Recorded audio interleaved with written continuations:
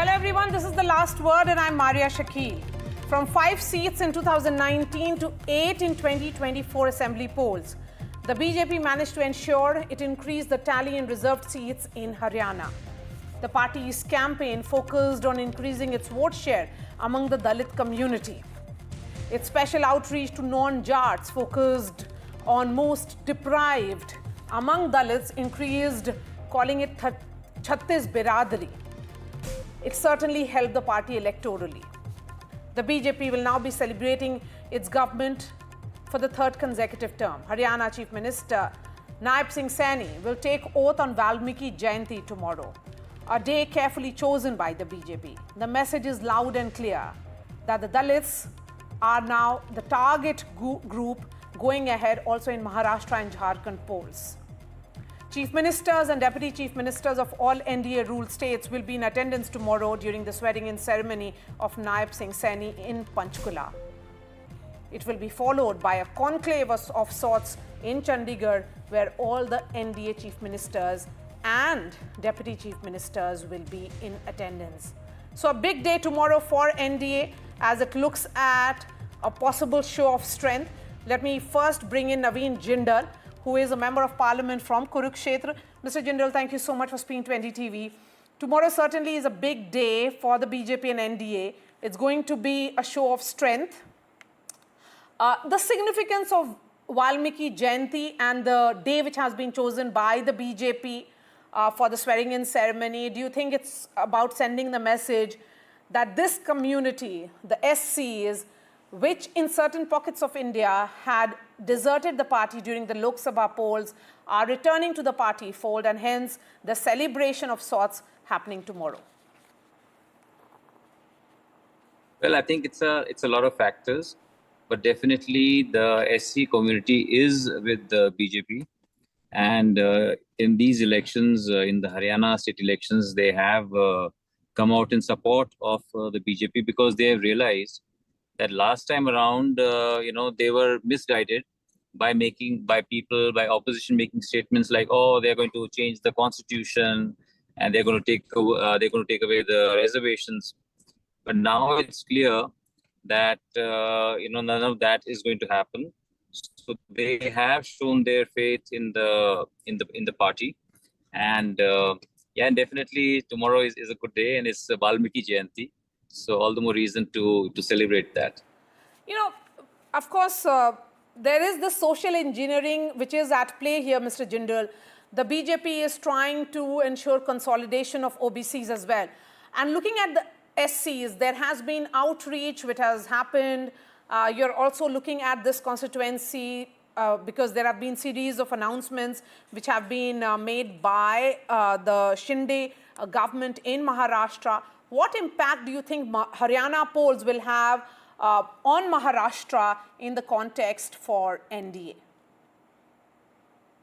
Okay, I feel that BJP winning Haryana will have a very positive impact in Maharashtra and even Jharkhand, because everybody, the entire media, all the exit polls, everybody had written off BJP, and everybody was saying that, oh, Congress is going to get more than 55 seats, more than 60 seats. But we were always confident that because BJP had done a lot of work on the ground, and we were always confident that we are going to form the government. But anyway, so now actually by winning the elections, I think people have realized that a lot of people have benefited from all the schemes of the government, especially the poor. They could be from scheduled caste, they could be from backward classes or farmers, because this is a government which actually delivers on what it says, what it promises. They're just not empty promises. So I think people have realized that, and they have shown faith in the leadership of Honorable Prime Minister Narendra Modi ji. First of all, congratulations also on your mother's victory as an independent candidate, Mr. Jindal.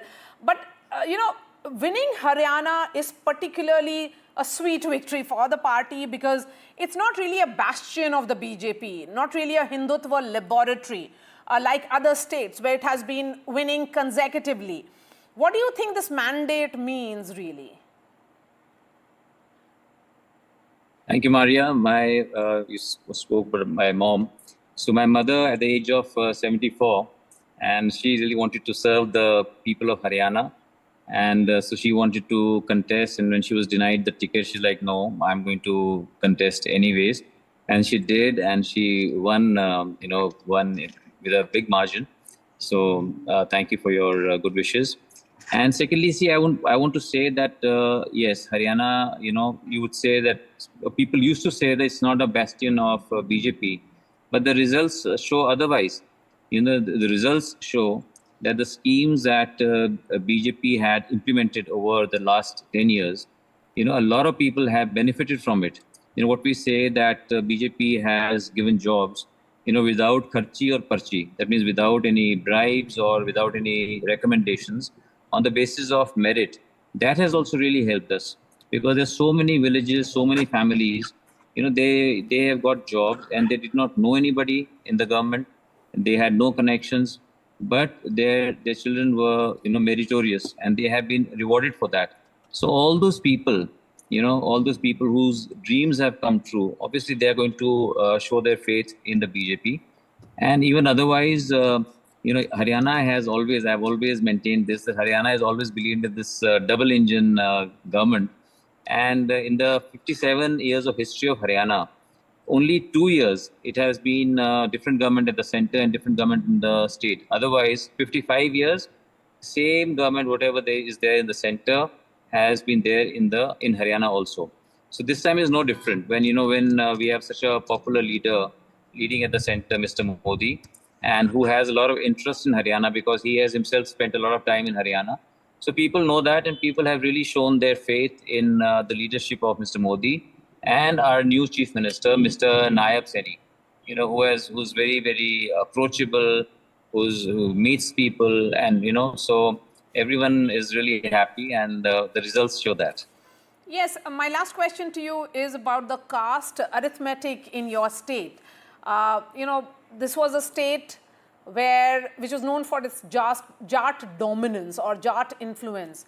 Now it seems to be a state where the people are starting to show faith in other backward castes as well. Do you think that experiment certainly worked for the BJP, because first it chose Mr. Khattar, Manohar Lal Khattar, and then changed him after 9.5 years with Nayab Singh Saini? Okay, so Maria, I would say that the BJP does not really believe in caste-based politics. Okay, so you saw that earlier they had somebody from Punjabi community, now they have somebody as a backward. So BJP believes in its policies, implementation of its policies for the benefit of the people. So it does not believe, and we have a lot of Jat leaders also. BJP has leaders from all the communities. So BJP has not singled out anybody. BJP, more than I think 6 or 7 Jat leaders have won out of 48. So BJP has given representations to every community, and that is what I think people have now risen above.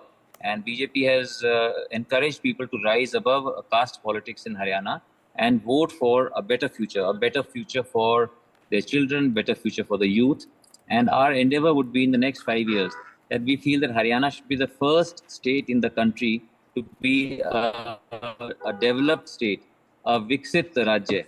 So that is what we are going to work on. All right, Mr. Jindal, appreciate your time here on NDTV. Let me bring in my guests now. Mahima Singh, spokesperson of the Congress, Radhika Khera representing the BJP. We have Dr. Suraj, who is an author of Caste Matters, and Dr. Milind Awad is the associate professor at JNU. I'm going to begin with you, Dr. Suraj. Of course, there is a big messaging behind the date which has been chosen. It's not without a reason that the BJP has chosen Valmiki Jayanti for the oath-taking ceremony in a state which they were not supposed to win. So why Valmiki Jayanti according to you? It's good to see you, Maria, and it's also good to see my friend, Professor Milind, here on screen. To understand the caste dynamic especially, I mean, Naveen Jindal being a Baniya himself, coming from this heritage of capital, can talk about caste not being an effective policy of anchoring for BJP, but in fact, the entire BJP electioneering is about caste. I think that laughable joke needed to be acknowledged. Besides the recognition of Valmiki, I think there's a lot of mythical stories happening, and one has to read a very profound book by Vijay Prashad, who had a great fortune to write a foreword in its reprint now, Untouchable Freedoms, where Vijay basically chronicles 19th century onwards the passage of Valmikis from Punjab province, which includes Haryana, who had then come down to Delhi and settled down in Valmiki Nagar and Bastis, and where the experiments of Arya Samaj and Gandhi and so forth continue to happen. And so in this sense, arrival of Valmiki or the recognition of Valmiki has less to do with the Dalit assertion and the politics to refute caste-based, class-based violence, but it's more about reclaiming the certain tectonic shifts of how to appropriate the Ram canon, especially the Ram Rajya, in this sense. And therefore, what we do, especially with Ayodhya, with the kind of giving the airport the name of Valmiki and so forth, it is nothing to do with Dalit. It's just a kind of posturing. It just makes a sense. Like Prime Minister Modi goes to, I think, one of his constituency and washes the feet of the manual scavengers, the cleaners, and next day they have this on their job. It's not going to change anything in the way they appropriate the politics. However, I think what's significant kind of updates we see here is that the unitary approach and single-handed muscular recognition of what a story of Ram has to be is written on the shoulders of Dalits, and this is how it is presented. Dalits not just participate, especially Valmiki community brothers and sisters, within the kind of effacing of violence led by the Hindutvawadis, but also they become this kind of emotional appeal where Valmiki is falsely claimed to belong to the Dalit community. Okay. There is no evidence to that. There is no base to that. But then this kind of narrative is kind of reproduced for the Hindutva canon to hold on to its own guns without putting their fingerprints on the weapon that they are using to assault. Okay. Mahima Singh and Radhika Khera, before I bring in Professor Milind Awad. Radhika, this is an important day which has been chosen. The BJP, of course, is going all out to woo the scheduled castes in Maharashtra in particular, because this is a state which in several pockets has a huge percentage, almost like 20%. Do you think this is high on symbolism and very high on political messaging as well? You have to unmute yourself, Radhika. I hope I'm audible now. Yes, please, go ahead. Yeah. Tomorrow is all set to be a landmark day in Indian politics as the Bharatiya Janata Party not only showcases its strength of coming back to power for a record third time, which in the history of Haryana has never happened, but it also reaffirms our deep commitment to social justice as well as inclusivity. The swearing in of the Haryana Chief Minister on the sacred occasion of Valmiki Jayanti is more than symbolic. It's a powerful statement, I believe, of how our government stands with the marginalized and is determined to uplift every section of the society, unlike the Congress party, who we saw how they treated their own Dalit leader and how they insulted one of their biggest Dalit leaders, and not only in Haryana, one of the biggest Dalit leaders in the party. And the Bharatiya Janata Party has consistently championed the cause of Dalit empowerment, and tomorrow's oath ceremony in Chandigarh will be another milestone in that journey. Having said that, along with honoring the teachings of Maharishi Valmiki ji, tomorrow also marks the beginning of the holy Kartik month. You cannot forget that, which is of immense religious and cultural importance in our religion and culture. It is the time when we start new beginnings, new things, because वो कहते हैं हमारे यहाँ पे कि देव सोए हुए थे, अब देवों के उठने का समय आ रहा है. So Kartik is a holy month when new beginnings begin. So it is not only just Valmiki Jayanti, it is also the beginning of the Kartik month. Now this moment symbolizes not only in Haryana, but how we as a nation under the Bharatiya Janata Party and NDA-led government are driving forward both cultural harmony and inclusive growth. This convergence of political, cultural, and spiritual moments reflects how the Bharatiya Janata Party is uniting all communities, all classes, and in our vision of progress and harmony.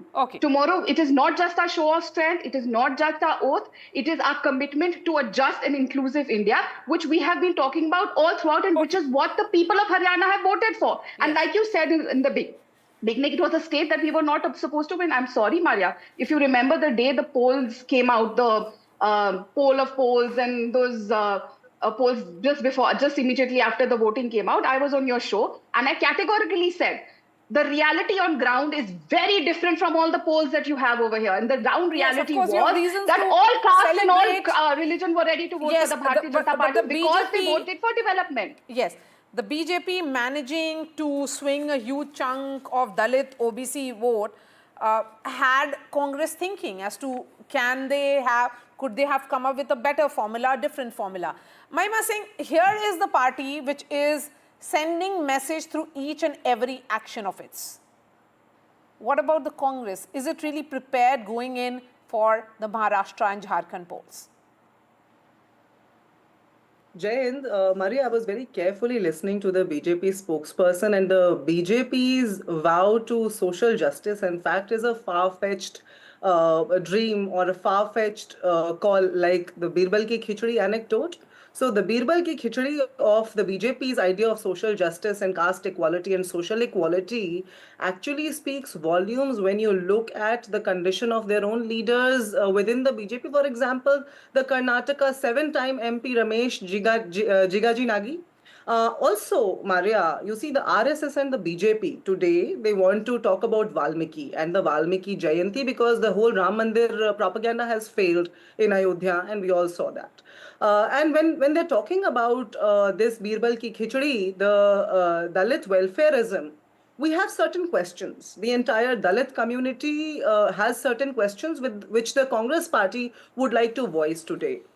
For instance, we would like to ask the BJP, Maria, how many Valmiki Jayanti ceremonies are being organized tomorrow across the state by the RSS or the Hindu outfits or the BJP, or how many Valmiki Jayanti ceremonies are being attended in the past 10 years of their rule? How many Dalit welfare conventions or platforms or forums were created by the BJP where the Dalit welfareism was discussed? In fact, I would like to remind that in 2015, Shri Mohan Bhagwat actually said that there's a need to review the reservation policy. Several times, not only him, but several BJP and RSS leaders have indicated to the doing away of the reservation policy, to the doing away of the protection of Dalits within the constitution, which was provided by the Ambedkar. And in fact, one of their own former Karsevaks, Mr. Bhavar Meghvanshi, who's also written a book called I Could Not Be a Hindu, Main Ek Karsevak Tha, writes that the day the Dalits read real Ambedkar, they will hate the RSS, they will hate the BJP. He cites how the people within the RSS, within the BJP, refused to eat at his home because he was a Dalit, refused to stand by him because he was a Dalit. And he has indicated how the BJP and the RSS only want to use Dalit boys and girls for the propaganda of riots, for the hate spread that lies at the center of their ideology. So you see, it is not only far-fetched, but I think it is absolutely turning off the coin. It is absolutely the opposite side of the coin that the BJP is trying to project right now, because it is very much of the revelation Radhika, of their quick response, and then I bring in Professor Milan. It is just a minute. Let me just finish this. It is very much due to the revelations of their true intentions about the Constitution of India by their various MPs. Radhika, response, please. Yes. That they lost in 2024. Irony dies a gazillion deaths when the Congress party speaks about Dalits and the Constitution. When you talk about the Constitution and then you go and straight away challenge the people and their mat of voting Bharatiya Janata Party to power and say, oh, we do not accept the results of this election. There was something wrong with the EVMs. Every time you lose, if Rahul Gandhi gets 99, very good, EVMs are good. But the time you lose an election because of your own capabilities, because of the fact that the people are not believing you, because of the fact that you insulted your biggest Dalit leader, the whole world, not just India, saw, not just Haryana, Maria, the whole world saw how Kumari Shailja was insulted by the Congress party. And then they had the drama bringing Mr. Ashok Tawar in to insult her even further, to add more salt to her wounds. Allow me to ask a simple question. I did not interrupt, and she's continuously interrupting. I'm sorry, that's not the way it happens. Their interruptions can be as many as they want. Their leader goes on and screams during parliament sessions. Their leaders go on and scream when the Prime Minister is talking. But the people have been giving them befitting replies. This was the first election. Haryana was the first election of Rahul Gandhi as Bator leader of opposition. And he failed. People of India have rejected him. People of Haryana have rejected him now. And it is a fact, but the number of seats and the historical victory that we have got in Haryana, we've created history, we've created a record. There has never been Mahima Singh herself comes from Haryana, and she knows that no government has come back to power for 3 times in a row. And the fact that we have got more seats than last time is not because of the infighting. It is because the Bharatiya Janata Party delivered on what Professor we Milind promised. has been extremely we gave the patient. I voters need what to they go to wanted. him now. A better Professor Haryana, Milind, no kharchi, no Professor parchi. Milind, you know, the Haryana result has surprised one and all. It's very, very high on messaging, high on the roadmap of the BJP, and a lot of concern for the opposition in particular, because it was an election which was declared as having been won by the Congress party. Now, the party here, the Congress, has chosen a particular date for swearing in. Minutes before the dates for elections are announced in Maharashtra, we are seeing one cabinet meeting after another announcing special provisions for the Dalits. Do you think the Congress realized, the BJP has realized where it went wrong during the Lok Sabha polls, and hence there is this effort at course correction? I think it's important to see that how Ambedkar argued that we are caste society. So probably it's very interesting to see now that epic character like Valmiki, epic character like Parshuram has becoming the icon of caste. So actually historical or ahistorical figures are becoming the icon of caste, and caste groups are asserting various historical or ahistorical figures, and these figures does have important political dynamism in their social life as well as in electoral politics. So I think it's interesting to see, like in Maharashtra, in last couple of days, government of Maharashtra has announced almost 16 social welfare corporations, and half of the corporations are named after the historical or historical figures name, such as Parshuram is one of the corporation which is given to Brahmin Samaj, and Parshuram is epic figure like like Ram and Valmiki and so on. So I think it's important to see that how right-wing politics everywhere is actually playing the politics of appeasement. Those Maharshi Valmiki, who wrote Ramayana, is actually in the fold of a larger Hindutva umbrella. So it's interesting to see that how BJP has actually created internal contradiction or recognized internal contradiction, and this internal contradiction had played major role in arithmetical politics or in actual political management. So I think symbol does have important role in social cultural life as well as in electoral political life, and this kind of recognizing particular figure with particular caste or cultural group and invoking their cultural social sentiments and politicizing them for the sake of larger political benefit is probably one of the trap, and anti-caste movement or larger progressive politics should understand this trap. So those who are actually creating internal contradiction and accommodating larger anti-caste iconographs, larger anti-caste figures and figures, they should actually understand that how they are responding to, for instance, Ambedkar's riddles in Hinduism. That is one of the book which Ambedkar wrote. So probably it's important to check that how political parties are responding to or accommodating these caste aspirations. And so, I had two top scholars of Dalit politics here on my show. So thank you so much, Dr. Suraj and Professor Milind. Thank you to Radhika and Mahima Singh for joining us on this show. Of course, this will be at our focus even tomorrow when the swearing-in ceremony happens of Nayab Singh Saini.